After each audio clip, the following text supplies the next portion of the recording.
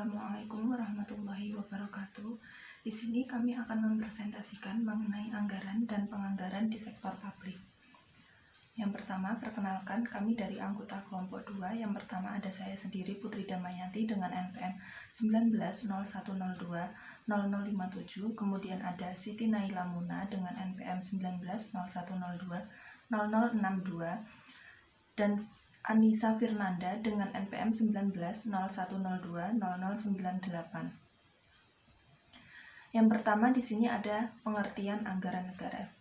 Anggaran negara menurut John F. Doe tahun 1975 adalah suatu pernyataan tentang perkiraan pengeluaran dan penerimaan yang diharapkan akan terjadi dalam suatu periode di masa depan, serta data dari pengeluaran dan penerimaan yang sungguh-sungguh terjadi di masa lalu.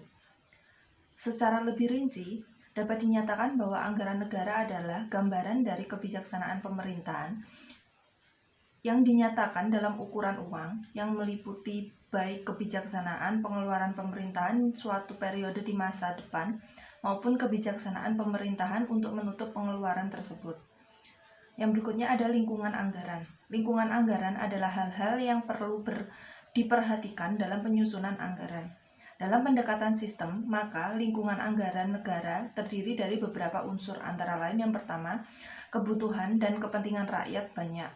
Ini merupakan fungsi ekonomi makro anggaran. Kemudian yang kedua ada sistem pemerintahan negara dengan pemerintahan kabinet presidensial. Sistem pemerintahan negara yang erat berkaitan dengan sistem negara adalah MPR, Presiden, DPR, Kabinet atau Menteri Negara, dan BPK. Yang ketiga yaitu ada sistem administrasi negara. Sistem ini sangat erat kaitannya dengan sistem pemerintahan negara yang ditandai dengan proses penjabaran tujuan sesuai dengan pembukaan Undang-Undang 1945 alinea keempat. Yang berikutnya ada pentingnya anggaran sektor publik. Anggaran dan kebijakan fiskal. Kebijakan fiskal adalah usaha yang dilakukan pemerintahan untuk mempengaruhi keadaan ekonomi melalui sistem pengeluaran atau sistem perpajakan untuk mencapai tujuan tertentu. Alat utama kebijakan fiskal di sini adalah anggaran. Anggaran sektor publik harus dapat memenuhi kriteria berikut. Yang pertama yaitu merefleksikan perubahan prioritas kebutuhan dan keinginan masyarakat. Dan yang kedua yaitu menentukan penerimaan dan pengeluaran departemen-departemen pemerintahan, pemerintahan provinsi, ataupun pemerintahan daerah. Anggaran sektor publik penting karena beberapa alasan, yaitu yang pertama, anggaran merupakan alat bagi pemerintahan untuk mengarahkan pembangunan sosial ekonomi, menjamin kesinambungan, dan meningkatkan kualitas hidup masyarakat. Yang kedua yaitu anggaran diperlukan karena adanya kebutuhan dan keinginan masyarakat yang tak terbatas dan terus berkembang. Sedangkan sumber daya yang ada itu terbatas. Kemudian yang ketiga, anggaran diperlukan untuk meyakinkan bahwa pemerintahan telah bertanggung jawab terhadap rakyat. Kemudian yang berikutnya di sini ada fungsi anggaran sektor publik. Menurut Mardiasmo, tahun 2002 merinci secara lebih luas tentang fungsi utama anggaran sektor publik, yaitu yang pertama ada sebagai alat perencanaan, yang kedua sebagai alat pengendalian, yang ketiga sebagai alat kebijaksanaan fiskal, yang keempat sebagai alat politik, yang kelima sebagai alat koordinasi dan komunikasi, yang keenam sebagai alat penilaian kinerja, yang ketujuh sebagai alat motivasi, dan yang terakhir yaitu sebagai alat menciptakan ruang publik. Yang selanjutnya yaitu prinsip-prinsip anggaran sektor publik. Ada 8 prinsip-prinsip anggaran sektor publik. Yang pertama yaitu otoritas oleh legislatif. Anggaran harus mendapatkan otoritas dari legislatif terlebih dahulu sebelum eksekutif dapat membelanjakan anggaran tersebut. Yang kedua yaitu komprehensif. Anggaran menunjukkan semua penerimaan dan pengeluaran pemerintah. Oleh karena itu, dengan adanya dana non-budgeter pada dasarnya menyalahi prinsip anggaran yang bersifat komprehensif. Yang ketiga yaitu keutuhan anggaran. Semua penerimaan dan belanja pemerintah harus terhimpun dalam dana umum. Yang keempat yaitu non-discretionary appropriation. Jumlah yang disetujui oleh Dewan Legislatif harus termanfaatkan secara ekonomis, efisien, dan efektif. Yang kelima yaitu periodik.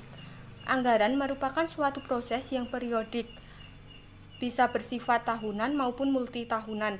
Yang keenam, akurat. Estimasi anggaran hendaknya tidak memasukkan cadangan yang tersembunyi, yang dapat dijadikan sebagai kantong-kantong pemborosan, dan inefisien anggaran serta dapat mengakibatkan munculnya underestimate pendapatan dan overestimate pengeluaran.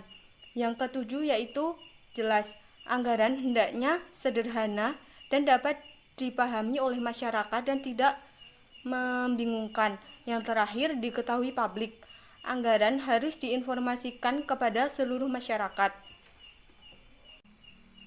Yang selanjutnya yaitu proses penyusunan anggaran sektor publik. Anggaran pendapatan dan belanja negara atau daerah yang dipresentasikan setiap tahun oleh eksekutif memberikan informasi yang rinci kepada DPR atau DPRD, masyarakat, tentang program-program apa yang direncanakan pemerintah untuk meningkatkan kualitas kehidupan rakyat dan bagaimana program tersebut dilayani. Penyusunan dan pelaksanaan anggaran tahunan merupakan proses anggaran. Jadi, penyusunan anggaran tersebut perlu dipahami dan dikuasai dengan baik oleh penyelenggara pemerintah, terutama manajer keuangan publik. Yang selanjutnya, aspek penganggaran dan aspek akuntansi dalam pengelolaan keuangan sektor publik. Aspek penganggaran mengantisipasi pendapatan belanja, sedangkan aspek akuntansi terkait dengan proses mencatat, mengolah, melaporkan segala aktivitas penerimaan dan pengeluaran dana pada saat anggaran dilaksanakan. Aspek penganggaran bersifat prospektif atau perencanaan masa depan, sedangkan aspek akuntansi bersifat retrospektif atau pencatatan masa lalu. Namun kedua aspek tersebut sama-sama dianggap penting dalam manajemen publik.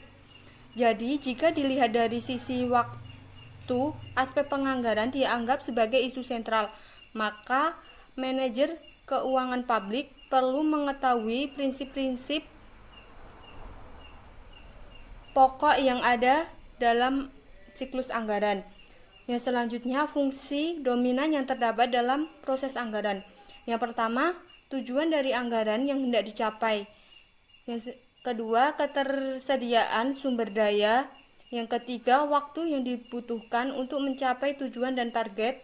Yang keempat, faktor lain yang mempengaruhi anggaran seperti adanya peraturan pemerintah yang baru, fluktuasi pasar, bencana alam, dan perubahan sosial dan politik. Terdapat 4 tujuan proses penyusunan anggaran. Yang pertama, membantu pemerintah mencapai tujuan fiskal dan meningkatkan koordinasi antar bagian dalam lingkungan pemerintah. Yang kedua, membantu menciptakan efisiensi dan keadilan dalam menyediakan barang dan jasa publik melalui proses pemprioritasan. Yang ketiga, memungkinkan bagi pemerintah untuk memenuhi prioritas belanja. Dan yang terakhir, meningkatkan transparan dan pertanggungjawaban pemerintah kepada DPR atau DPRD dan masyarakat luas. Yang selanjutnya yaitu prinsip pokok dalam siklus anggaran. Sebelum membahas tentang siklus anggaran, perlu diketahui arti penting dan keterlibatan pemerintah dalam proses penganggaran. Richard Musgrave seperti yang dikutip Chow 1989, terdapat 3 pertimbangan ekonomis mengapa pemerintah perlu terlibat dalam bisnis pengadaan barang dan jasa bagi masyarakat, yaitu stabilitas ekonomi, retribusi pendapatan, dan alokasi sumber daya. Ketiga hal tersebut saling terkait karena pada umumnya sektor swasta hanya menyediakan pure public goods dan partial public goods. Stabilitas ekonomi dan distribusi pendapatan hanya dapat dilakukan oleh pemerintah daerah.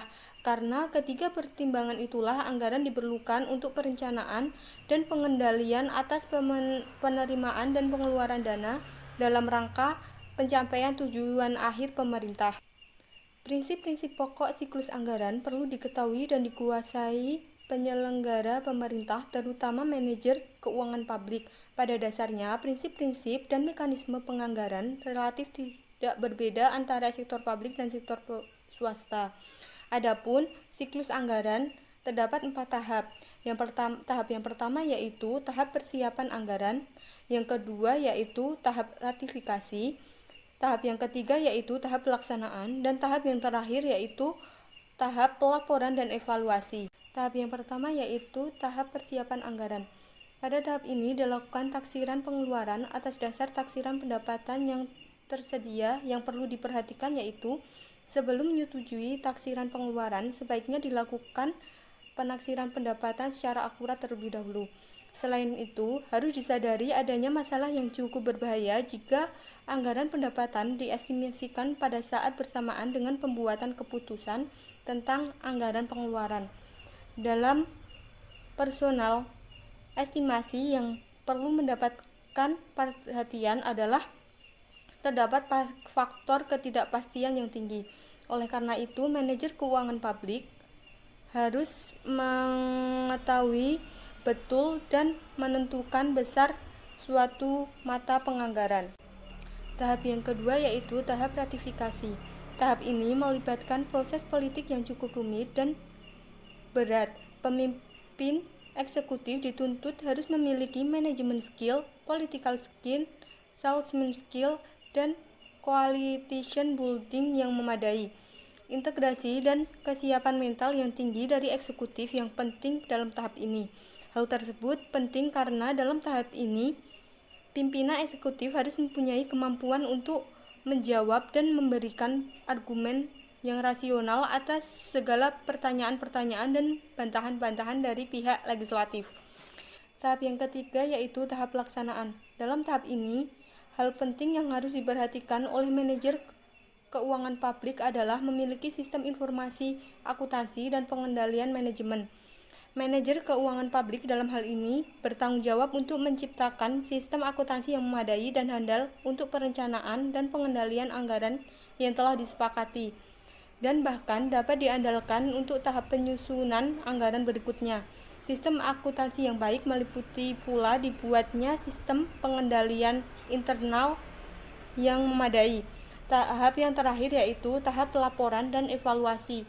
Pada tahap pelaporan dan evaluasi ini terkait dengan aspek akuntabilitas, yang mana diharapkan pada tahap ini tidak akan menemui banyak masalah karena pada tahap pelaksanaan telah didukung dengan sistem akuntansi dan sistem pengendalian manajemen yang baik. Selanjutnya saya akan menjelaskan mengenai jenis anggaran sektor publik. Jadi dalam perkembangannya, sistem anggaran sektor publik itu telah menjadi instrumen kebijakan multifungsi untuk alat mencapai tujuan organisasi. Kemudian anggaran sektor publik ini pada dasarnya dibagi menjadi dua, yaitu yang pertama menggunakan anggaran tradisional dan yang kedua menggunakan pendekatan New Public Management. Untuk yang anggaran tradisional ini bersifat line item budget dan incremental budget. Sedangkan untuk New Public Management itu pendekatannya melalui planning, programming, budgeting system, kemudian ada zero based budget, kemudian juga ada performance budget. Selanjutnya ini terdapat tabel perbedaan antara anggaran tradisional dan New Public Management. Untuk yang anggaran tradisional dia itu sentralisasi, kemudian berorientasi pada input, kemudian tidak terkait dengan perencanaan jangka panjang, sifatnya itu line item dan incrementalism, batasan departemennya kaku, dia juga menggunakan aturan klasik yang disebut Vault accounting, kemudian menggunakan prinsip anggaran bruto, bersifatnya tahunan dan spesifik. Selanjutnya, yang New Public Management yaitu desentralisasi dan develop management. Dia itu lebih berorientasi pada input, output, dan outcome. Kemudian utuh dan komprehensif dengan perencanaan jangka panjang. Selanjutnya dia itu berdasarkan sasaran kinerjanya. Kemudian dia juga lintas departemen, tidak kaku seperti yang anggaran tradisional. Kemudian dia itu menggunakan zero based budgeting, planning, programming, budgeting system. Kemudian dia juga sistematik dan rasional. Dia sifatnya lebih ke bottom up budgeting. Pertama saya akan menjelaskan mengenai line item. Line item ini sistem anggaran yang menyajikan belanja berdasarkan input atau sumber daya yang digunakan dan berfokus pada pembuatan keputusan tentang input itu sendiri. Kelemahan dari sistem ini, dia itu kurang dapat menginformasikan tentang efisiensi anggaran dan tidak memungkinkan untuk dilakukan penilaian kinerja secara akurat. Sedangkan kelebihannya, dia itu sederhana, jadi mudah dalam mengadministrasikannya, serta cukup baik untuk pengendalian input, kemudian untuk menambah perencanaan, serta penetapan prioritas. Sedangkan yang incremental budget, dia merupakan sistem penganggaran yang hanya menambah atau mengurangi jumlah anggaran dengan dasar data anggaran tahun lalu ataupun dengan anggaran tahun sekarang. Kelemahannya sering terjadi duplikasi anggaran, karena anggaran yang tahun lalu itu kan sudah dianggarkan. Nah, karena kita menggunakan data dari anggaran tahun lalu, tahun sekarang bisa jadi dianggarkan lagi, jadi dapat terjadi duplikasi anggaran.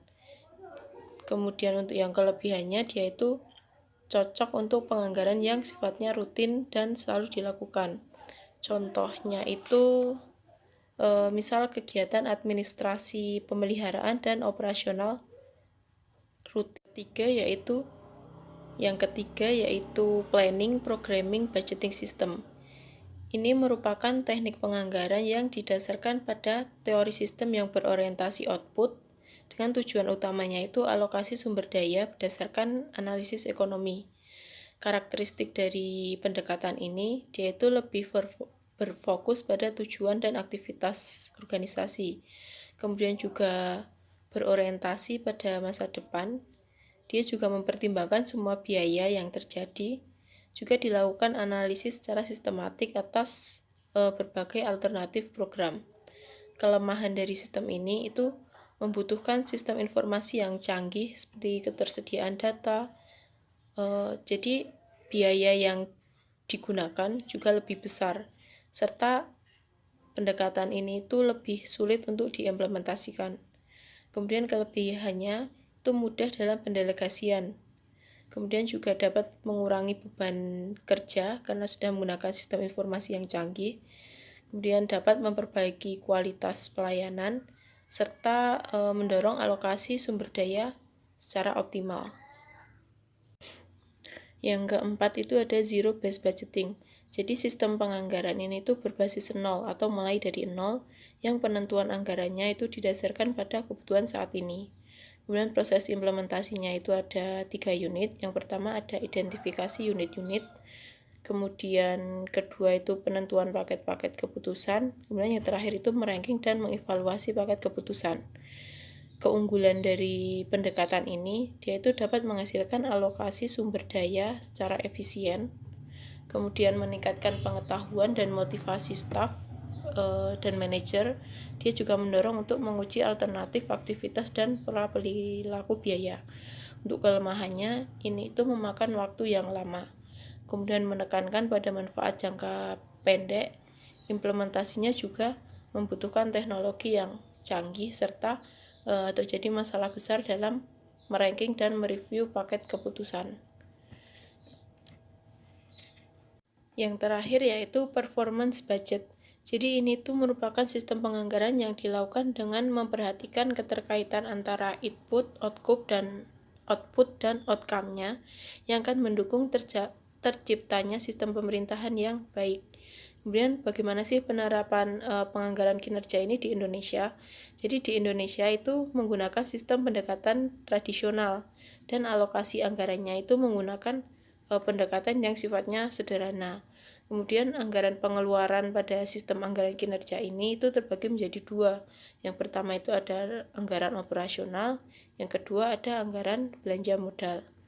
Nah, persyaratan kinerjanya itu pemerintah daerah diwajibkan untuk membuat suatu dokumen perencanaan daerah berupa program pembangunan daerah atau Propeda dan rencana strategi daerah atau Renstrada. Untuk konversi anggaran rutin dan pembangunan itu menjadi anggaran kinerja itu melalui beberapa tahapan. Yang pertama itu menentukan kegiatan yang harus dilakukan oleh unit kerja tersendiri. Kemudian yang kedua itu mengkonversi proyek pada anggaran pembangunan menjadi kegiatan yang bisa diukur. Yang ketiga itu memisahkan proyek belanja pembangunan ke belanja operasional dan belanja modal. Yang keempat itu mempersiapkan anggaran dalam bentuk anggaran kinerja. Yang terakhir itu ada aspek perilaku politik penganggaran sektor publik. Jadi anggaran itu dapat mempengaruhi perilaku pimpinan dan pegawai selaku pelaksana dari anggaran itu sendiri. Nah, sedangkan aspek perilaku dalam anggaran itu dapat mempengaruhi kinerja dari anggaran. Nah, beberapa aspek perilaku dalam penganggaran sektor publik itu antara lain pertama ada partisipasi anggaran, kemudian ada keterlibatan manajemen, yang ketiga ada senjangan anggaran. Kemudian yang selanjutnya aspek politik penganggaran sektor publik. Jadi anggaran itu merefleksikan apa yang akan dilakukan pemerintah dan apa yang tidak dilakukan oleh pemerintah. Jadi anggaran itu harus melalui proses politik, baik itu eksekutif maupun legislatif.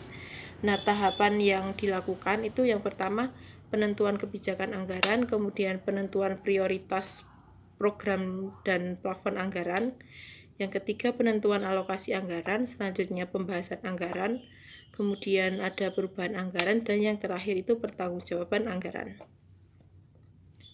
Sekian presentasi dari kami. Apabila ada kekurangan ataupun salah kata dalam kami berucap ataupun saat kami melakukan presentasi, kami selaku kelompok 2 mohon maaf. Sekian dari kami. Wassalamualaikum warahmatullahi wabarakatuh.